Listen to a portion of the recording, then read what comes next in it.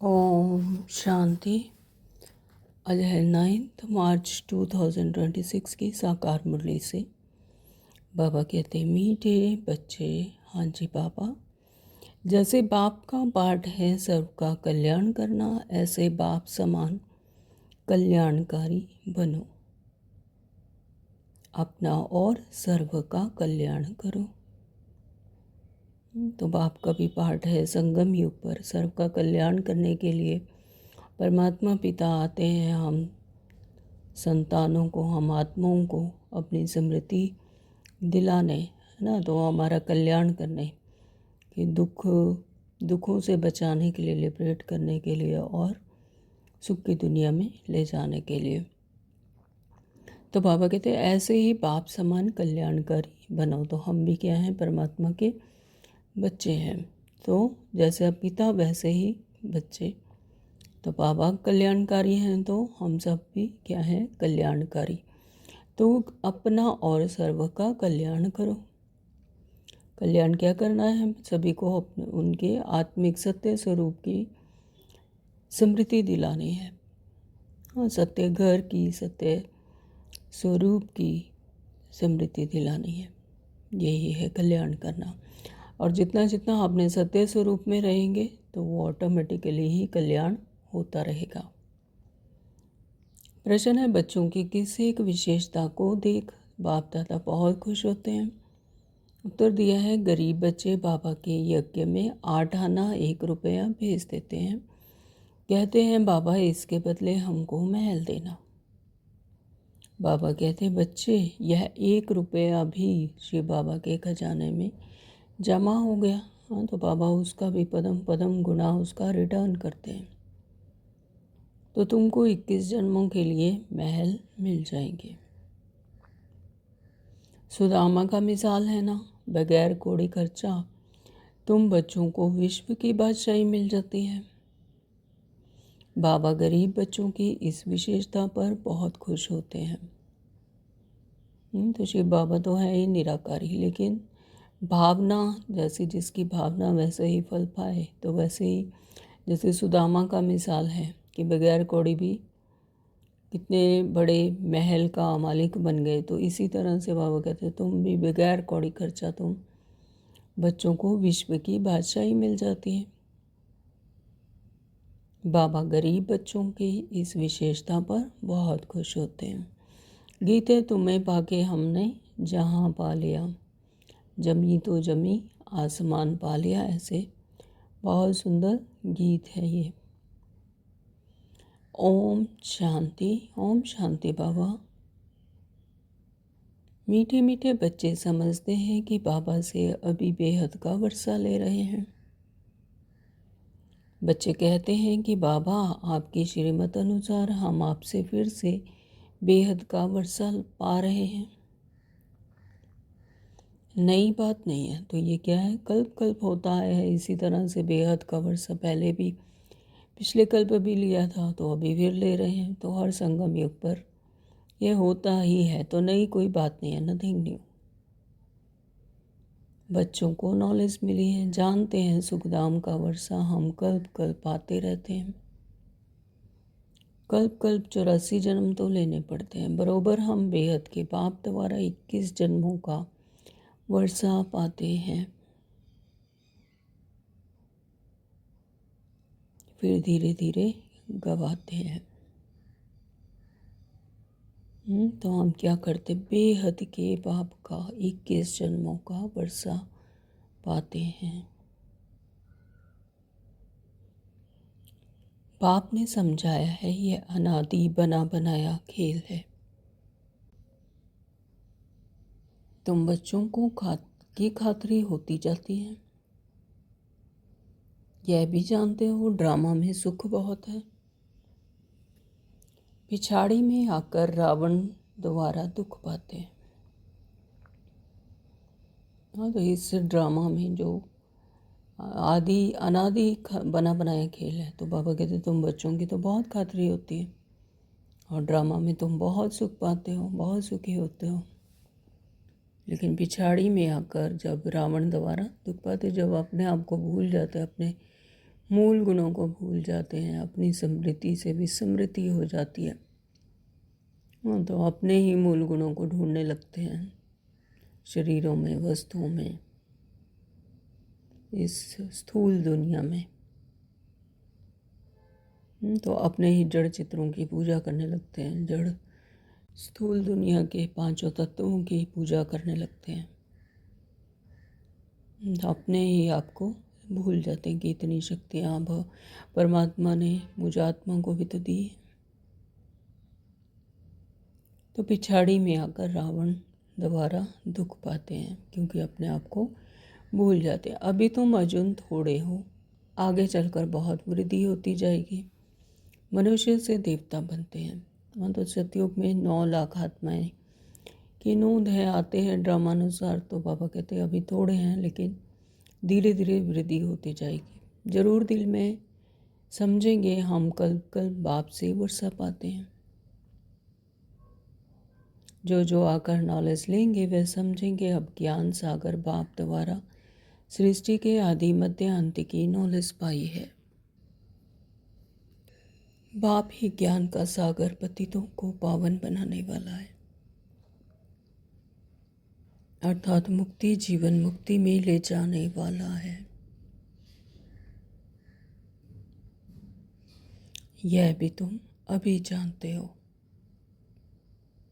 गुरु तो बहुतों ने किए हैं ना, आखिर इन गुरुओं को भी छोड़कर आकर नॉलेज लेंगे। तो गुरु भी क्या है, मनुष्य चोले में है, 5 तत्वों की दुनिया में, जीवन मरण में। तो उन्हें भी परमात्मा से नॉलेज लेनी ही है। तो आखिर इन गुरुओं को छोड़कर फिर आकर नॉलेज लेंगे। तो तुमको भी अभी यह नॉलेज मिली है। जानते हो इससे पहले अज्ञानी थे, सृष्टि का चक्कर कैसे फिरता है।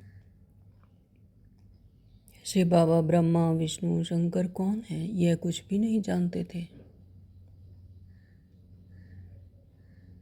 तो अब मालूम पड़ा है कि हम विश्व के मालिक थे। तो तुम्हारी बुद्धि में बड़ा अच्छा नशा चढ़ा रहना चाहिए।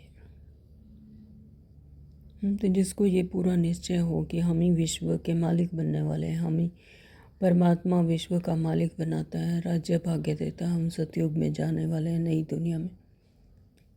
हाँ, तो फिर कितना नशा रहना चाहिए। तो पाप को और सृष्टि चक्कर को याद करते रहना चाहिए। अल्फ और बे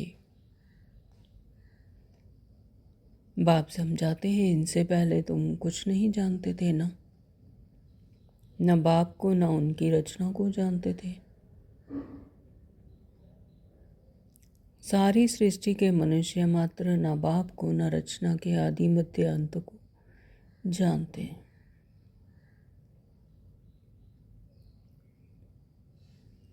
अभी तुम शूद्र से ब्राह्मण बने हो, यानी देह भान से आत्मिक समृद्धि में आ गए, परमात्मा के श्रीमत की धारणाओं में आ गए।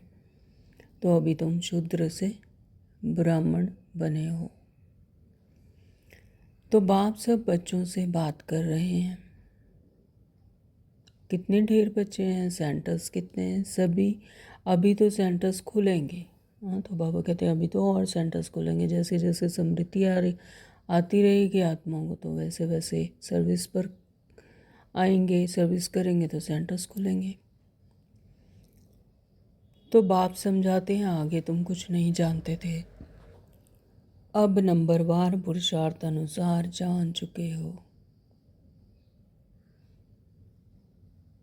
यह भी जानते हो अभी हम बाप द्वारा पतित से पावन बन रहे हैं। और तो पुकारते रहते हैं तुम हो गुप्त। तो बाबा से हम गुप्त ज्ञान ले रहे हैं, गुप्त रूप से। बाबा कहते हैं और तो पुकारते रहते हैं, भक्ति मार्ग में तो पुकारते हैं, है ना, तो जोर जोर से आवाज़ कर कर पुकारते हैं परमात्मा का, हे भगवान, हे परमात्मा आओ। लेकिन ज्ञान मार्ग में सब कुछ गुप्त है, ज्ञान भी गुप्त है और पढ़ाने वाला भी गुप्त है, ज्ञान देने वाला, ज्ञान का सागर भी गुप्त है, गुप्त रीति से रूहानी ज्ञान देते हैं।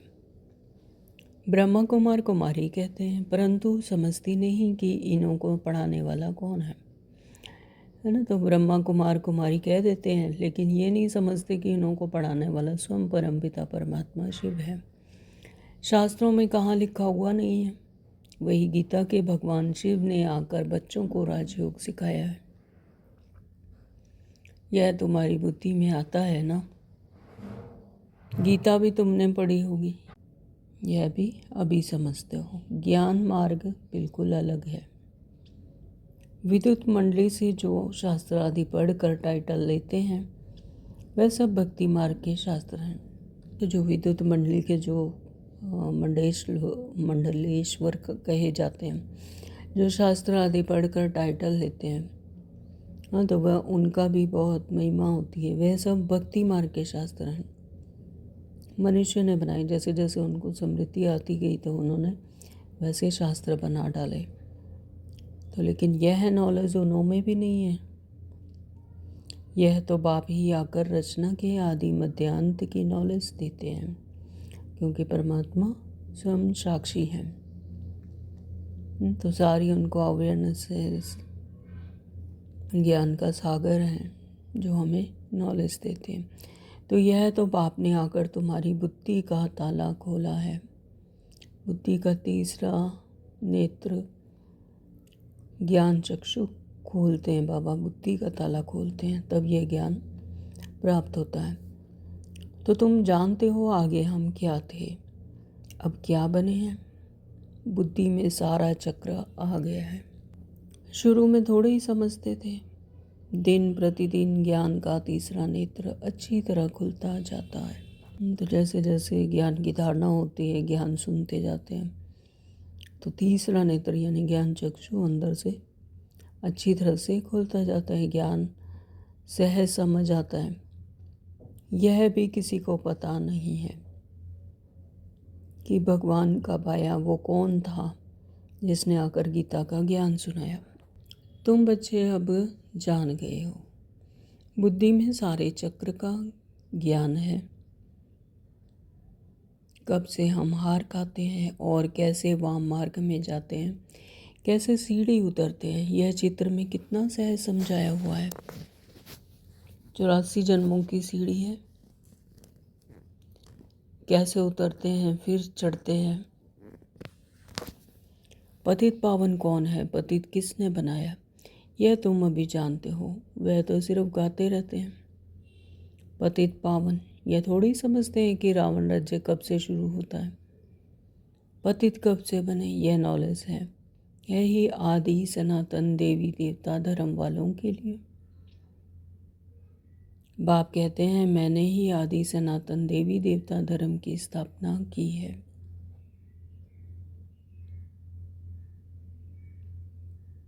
तो बाबा ही आकर सनातन देवी देवता धर्म की स्थापना करते हैं। तो पहले भी की थी, अब फिर कर रहे हैं। तो यह वर्ल्ड की हिस्ट्री ज्योग्राफी बाप के सिवाय कोई समझा ना सके। कोई ड्रामा चल रहा है, उससे साक्षी होकर कोई देख रहा है, तो वही उसको समझा सकता है। जो अपना पार्ट प्ले कर रहे हैं वो तो सिर्फ अपने पार्ट को ही, वो भी प्रेजेंट के पार्ट को ही, एक जन्म का ही पार्ट पता होगा। लेकिन जिसे पूरी ड्रामा की नॉलेज है शुरू से लेकर अंत तक, जिसने साक्षी होकर देखा है, तो वही उसको एक्सप्लेन कर सकते हैं। तो सेम ऐसा ही है कि यह वर्ल्ड की हिस्ट्री ज्योग्राफी बाप के सिवाय और कोई समझा ना सके, क्योंकि जो इस जन्म मरण में नहीं आते, हाँ, तो जिन्होंने शरीर नहीं बदले, शरीर में नहीं आए और पार्ट में नहीं आए, तो वही इस वर्ल्ड हिस्ट्री को जानते हैं, वर्ल्ड की हिस्ट्री ज्योग्राफी को जानते हैं। तो बाप के सिवाय ही कोई समझा ना सके। तुम्हारे लिए जैसे कि कहानी है, कैसे राज्य पाते हैं, कैसे गवाते हैं, तो वह हम हिस्ट्री ज्योग्राफी पढ़ते हैं। तो यह है बेहद की बात। तो हम 84 का चक्र कैसे लगाते हैं। हम विश्व के मालिक थे, फिर रावण ने राज्य छीना, यह नॉलेज बाप ने दी है। मनुष्य दशहरा और त्योहार मनाते हैं, परंतु कुछ भी नॉलेज नहीं है। जैसे तुमको यह नॉलेज नहीं थी, यह नॉलेज मिल रही है, तो तुम खुशी में रहते हो। नॉलेज खुशी देती है, बेहद की नॉलेज बुद्धि में है। बाप तुम्हारी झोली भर रहे हैं। कहते हैं ना, झोली भर दे। किसको कहते हैं? Question mark. साधु संत आदि को नहीं कहते, भोलानाथ शिव को कहते हैं। उससे ही भीख मांगते हैं। तुम्हारा तो अब खुशी का पारावार नहीं। तुमको बहुत खुशी होनी चाहिए। बुद्धि में कितनी नॉलेज आ गई है। बेहद बाप से बेहद का वर्षा मिलता है। तो अब अपना और दूसरों का कल्याण करना है, सबका कल्याण करना है। आगे तो एक दो का अकल्याण ही करते थे, क्योंकि आसुरी मत थी ना। तो बाबा कहते हैं तो अब अपना और दूसरों का भी कल्याण करना है, सबका कल्याण करना है। आगे तो एक दो का ही अकल्याण करते थे, क्योंकि आसुरी मत थी। अभी तुम श्रीमत पर हो तो अपना ही कल्याण करना है। तो जो जो अपना श्रीमत पर अपना कल्याण करेंगे, अपने बुद्धि योग परमात्मा से लगाएंगे, तो ऑटोमेटिकली सराउंडिंग जो भी वातावरण होगा, वायुमंडल होगा, वो भी उतना ही शक्तिशाली पावरफुल बनेगा, और उतना ही तो अन्य आत्माओं की भी वृत्ति वैसे ही चेंज होगी। वायुमंडल चेंज होगा, शक्तिशाली होगा। बाबा कहते तुम्हारी दिल होती है, यह बेहद की पढ़ाई सब पढ़े, सेंटर्स खुलते जाएं। कहते हैं बाबा आप प्रदर्शनी दो, प्रोजेक्टर दो, हम सेंटर खोलें। तो हमको जो नॉलेज मिली है, इससे बेहद की खुशी का पारा चढ़ा है, वह औरों को भी अनुभव कराए। बेहद की खुशी का पारा चढ़ता है, तो फिर ये कशिश होती है कि औरों को भी इसका अनुभव कराएं, है ना। तो औरों को भी परमात्मा पिता जो हमें मिला है, वो दूसरों को भी हम ऐसा अनुभव करवाएं। तो ये अंदर से ही कशिश होती है कि जैसा हमें मिला है वैसा औरों को भी मिले। तो ड्रामा अनुसार यह भी पुरुषार्थ चलता रहता है। बाप आया है भारत को फिर से स्वर्ग बनाने। तुम जानते हो हम आगे नरकवासी थे, अब स्वर्गवासी बन रहे हैं। तो यह चक्र तुम्हारी बुद्धि में सदैव फिरता रहना चाहिए, जिससे सदैव तुम खुशी में रहो, औरों को समझाने का भी नशा रहे। हम बाप से नॉलेज ले रहे हैं। तुम्हारे और भाई बहन जो नहीं जानते हैं, उनको भी रास्ता बताना तुम्हारा धर्म है। तो जैसे बाप का पाठ है सबका कल्याण करना, वैसे हमारा भी पाठ है सबका कल्याणकारी बने। हाँ, तो परमात्मा के पिता के बच्चे जो कल्याण, बाबा क्या है? कल्याणकारी। तो परमात्मा के बच्चे भी कैसे होंगे? कल्याणकारी होंगे, है ना। तो हम सब आत्मा ही क्या है? एक ही पिता की संतान है। तो भाई भाई के लिए कल्याणकारी ही होता है।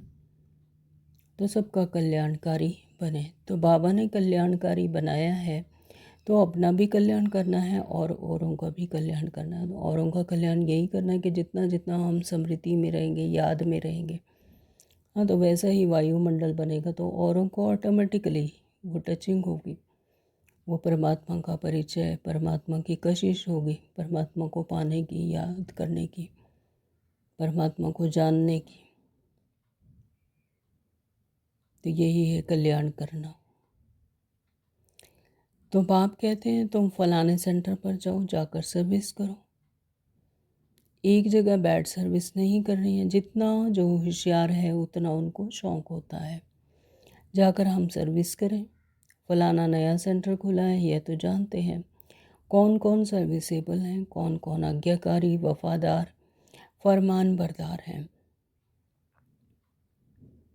अज्ञान काल में भी कपूत बच्चों पर बाप नाराज होते हैं, है ना। तो स्थूल दुनिया में भी ऐसे ही होता है। जो रोल में हैं, देवभान में, वहाँ पर भी जो कपूत बच्चे जो कहना नहीं मानते, जो आज्ञाओं पर नहीं चलते, तो बाप उनसे नाराज होते हैं। तो यह तो बेहद का बाप है। बेहद के बाप कहते हैं मैं बिल्कुल ही साधारण रीति से समझाता हूँ। तो इसमें डरने की कोई बात नहीं है। हाँ, तो यहाँ पर डराने धमकाने की तो कोई बात नहीं है। बाबा तो सिर्फ समझाने देते हैं, आत्मा ने तो अपना कल्याण स्वयं ही करना है। जितना जितना अपना कल्याण करेंगे, याद की यात्रा में रहेंगे, बुद्धि योग परमात्मा से लगाएंगे, तो उतना अपना ही कल्याण करेंगे। परमात्मा पिता तो सिर्फ समझाने देते हैं, बाकी मेहनत पुरुषार्थ स्वयं ही करना है आत्मा को। यह है तो जो करेगा सो पाएगा। तो अभी और शरीरी होकर परमात्मा पिता को याद करेंगे।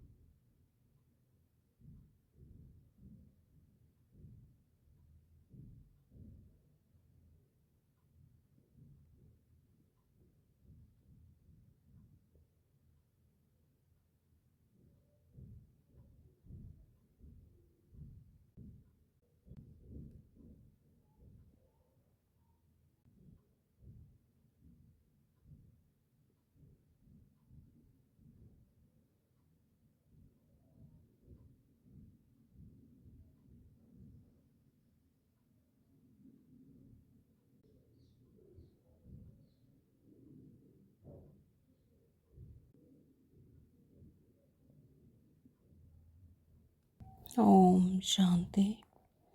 श्राप या नाराज होने की बात नहीं है। बाप समझाते हैं क्यों नहीं अच्छी सर्विस कर अपना भी और दूसरों का भी कल्याण करते हैं। जितना जो बहुतों का कल्याण करते हैं उतना बाबा भी खुश होते हैं। बगीचे में बाबा देखेंगे यह फूल कितना अच्छा है, यह सारा बगीचा है।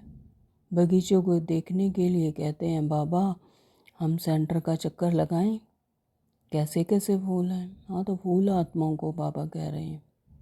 बगीचा जिसमें सेंटर यानी काफ़ी आत्माएं हैं। तो जैसे सर्विस कर रहे हैं जाने से मालूम पड़ता है कैसे खुशी में नाचते रहते हैं। बाबा को भी आकर कहते थे बाबा फलाने को हमने ऐसा समझाया, तो आज अपने पति को भाई को लेकर आई हूँ। समझाया है, बाबा आया हुआ है, वे कैसे हीरे जैसा जीवन बनाते हैं। सुनते हैं तो चाहते हैं हम भी देखें। तो बच्चों में उमंग आता है, ले आते हैं। वर्ल्ड की हिस्ट्री ज्योग्राफी को जानना चाहिए। तुम जज कर सकते हो, भारत सारे विश्व का मालिक था, अब तो क्या हालत है। सतयुग त्रेता में कितना सुख था, अब फिर बाबा विश्व का मालिक बना रहे हैं। यह भी जानते हो दुनिया में पिछाड़ी में बहुत हंगामा होना है। लड़ाई कोई बंद थोड़ी होती है, कहाँ न कहाँ लगती रहती है, जहाँ देखो वहाँ झगड़ा ही है।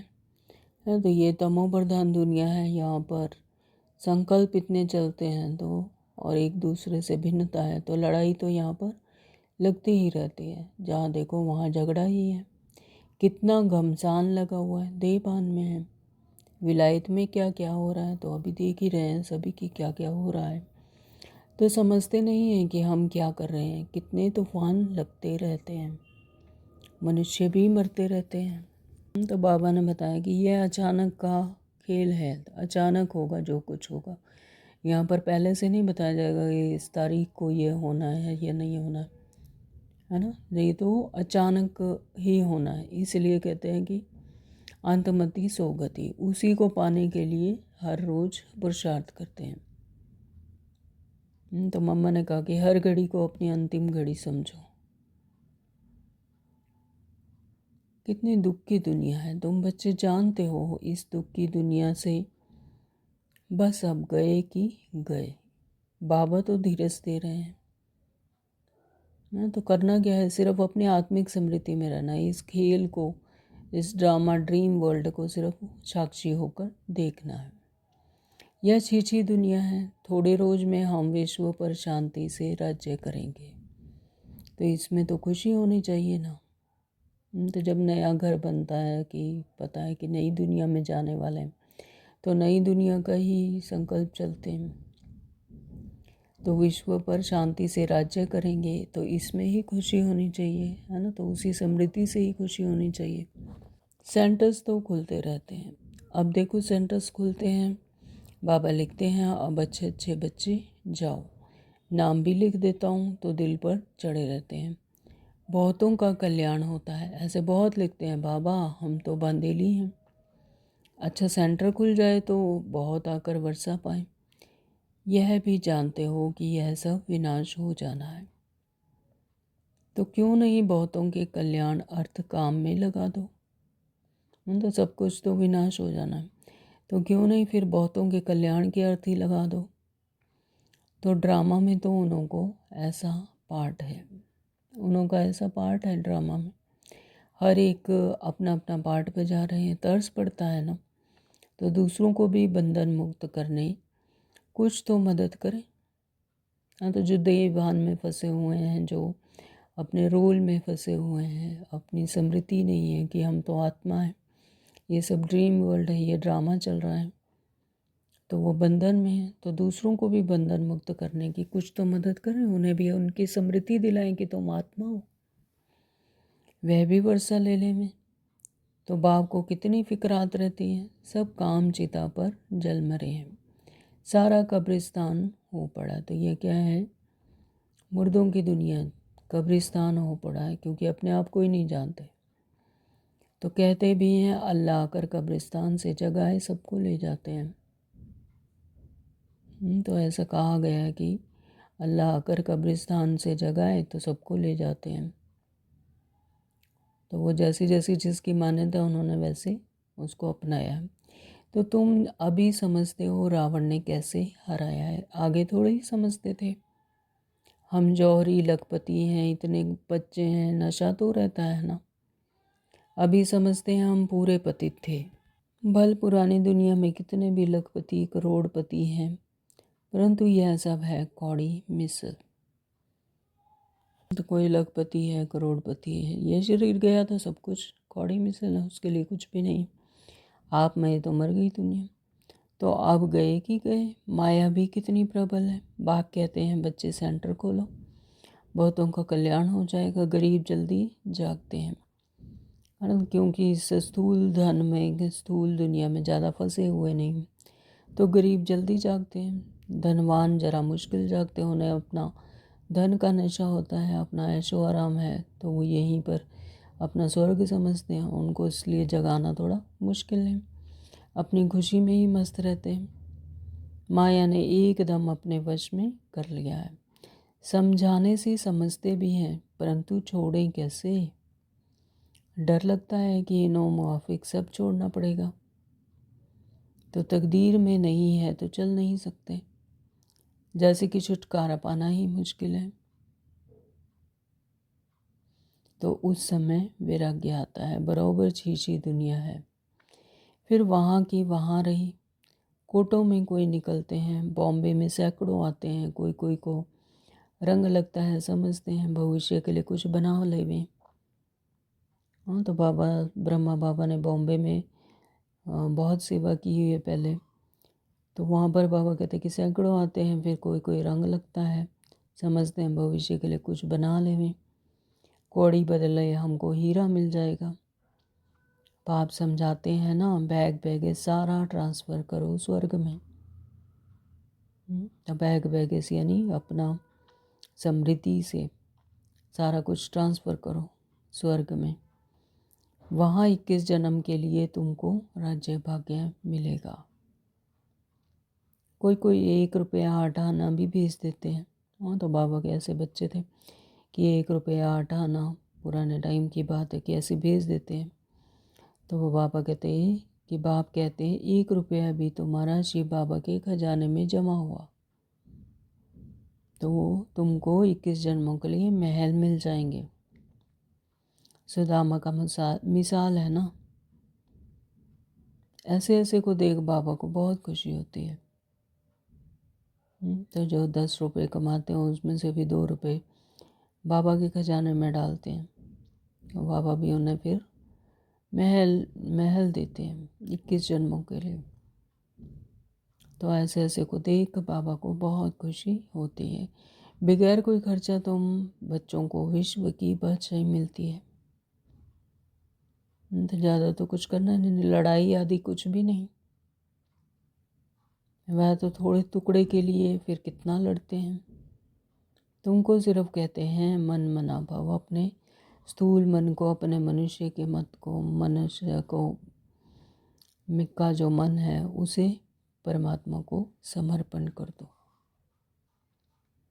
बस यहाँ बैठने की दरकार नहीं है, चलते फिरते बाप को और वर्षे को याद करो।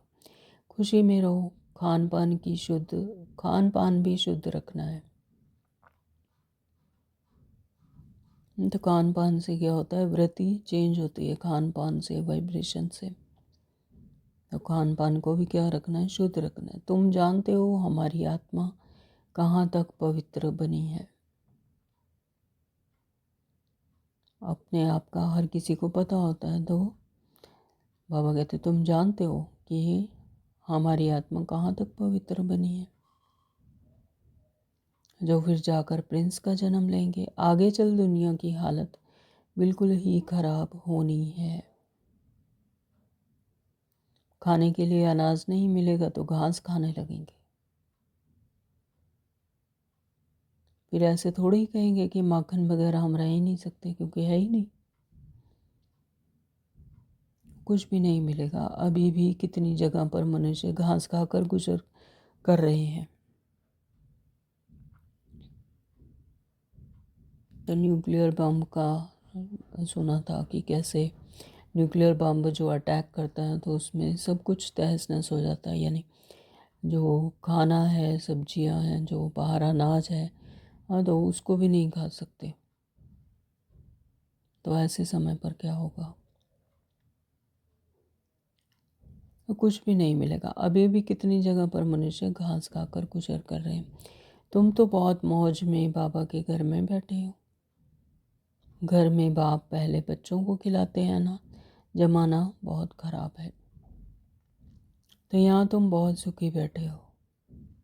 सिर्फ बाप को और वर्षे को याद करते रहो। अपना और औरों का भी कल्याण करना है। आगे चल आपे ही आएंगे, तकदीर जागेगी, जगनी तो है ना, तो बेहद की राजधानी स्थापन होनी है। हर एक कल्प पहले मिसल पुरुषार्थ करते हैं। बच्चों को तो बहुत खुशी में रहना चाहिए।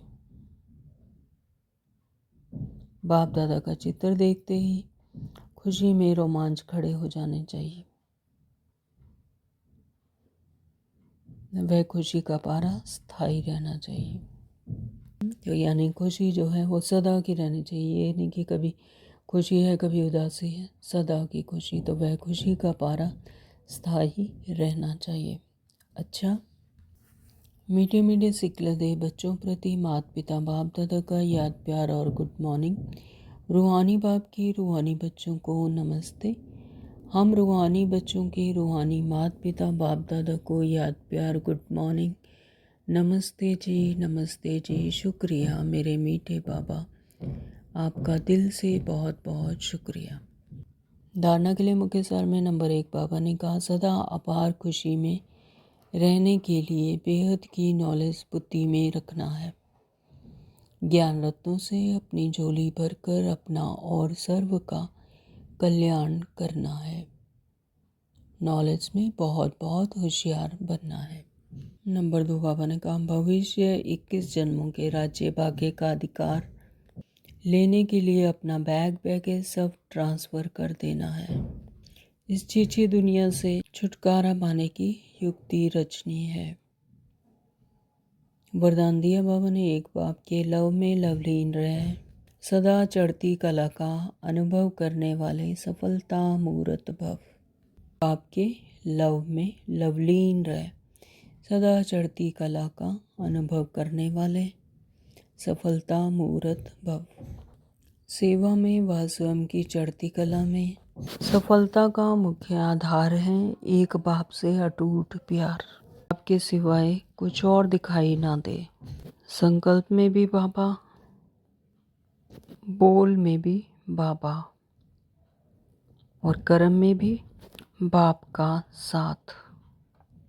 लवलीन आत्मा एक शब्द भी बोलती है तो उसके स्नेह के बोल दूसरी आत्मा को भी स्नेह में बांध देते हैं। ऐसी लवलीन आत्मा का एक बाबा शब्द ही जादू का काम करता है। वह रूहानी जादूगर बन जाता है। तो जादू मैजिक शब्दों में नहीं है, वृत्ति में है। तो जैसी वृत्ति होगी वो वैसे ही जादू का काम करता है। तो कोई भी अगर आत्मा एक भी शब्द बोलती, लवलीन आत्मा जो परमात्मा के स्नेह में लवलीन है, तो वो एक भी शब्द बोलती है तो उसके स्नेह के बोल दूसरी आत्मा को भी स्नेह में बांध देते हैं। तो ऐसी लवलीन आत्मा का एक बाबा शब्द ही जादू का काम करता है। वह रूहानी जादूगर बन जाती है। आज का स्लोगन है, योगी तू आत्मा वह है जो अंतर्मुखी बन लाइट माइट रूप में स्थित रहता हो। तो योगी तू आत्मा यानी स्वरूप बन जाना। तो वह अंतर्मुखी बन लाइट माइट रूप में स्थित रहता, उसे कहते हैं योगी तू आत्मा। ओम शांति। आज के ये अव्यक्त इशारे हैं। निश्चय के फाउंडेशन को मजबूत, निर्भय और निश्चिंत रहो। तो बाबा कहते हैं आपको जो भी ड्यूटी मिली है उसमें सदा एक्यूरेट रहो। तो जो ड्यूटी पर एक्यूरेट रहता है उसको सभी ईमानदार व फेथफुल की नज़र से देखते हैं। यहाँ भी जो एक्यूरेट सेवा पर रहते हैं वही बाप के फेथफुल हैं। जैसे स्थूल दुनिया में होता है तो वो अगर अपनी ड्यूटी पर एक्यूरेट रहता है तो उसको सभी क्या कहते हैं, ईमानदार व फेथफुल की नज़र से देखते हैं। तो बाबा यहाँ पर भी ऐसे ही बता रहे हैं कि यहाँ पर भी जो एक्यूरेट सेवा पर रहते हैं तो वही बाप के फेथफुल हैं। एक होता है बाप में पूरा फेथ, दूसरा है बाप के साथ सेवा में भी फेथफुल। तो बाबा पर तो पूरा फेथ है लेकिन सेवा में भी पूरा फेथफुल। ऐसे फेथफुल निश्चय बुद्धि बच्चे सदा विजयी और निश्चिंत रहते हैं। तो आज ये सारा दिन इस बात पर अटेंशन देंगे कि हम अपनी ड्यूटी एक्यूरेटली करते हैं। तो जो भी ड्यूटी कर रहे हैं ड्यूटी पर एक्यूरेट रहते हैं, सेवा पर भी एक्यूरेट। बाप में तो पूरा फेथ है लेकिन बाप के साथ सेवा में भी पूरा फेथफुल निश्चय बुद्धि बच्चे सदा विजयी और निश्चिंत रहते हैं। तो बनेंगे सभी फेथफुल निश्चय बुद्धि बच्चे और सदा क्या रहेंगे, विजयी और निश्चिंत। ओम शांति। Thank you Baba.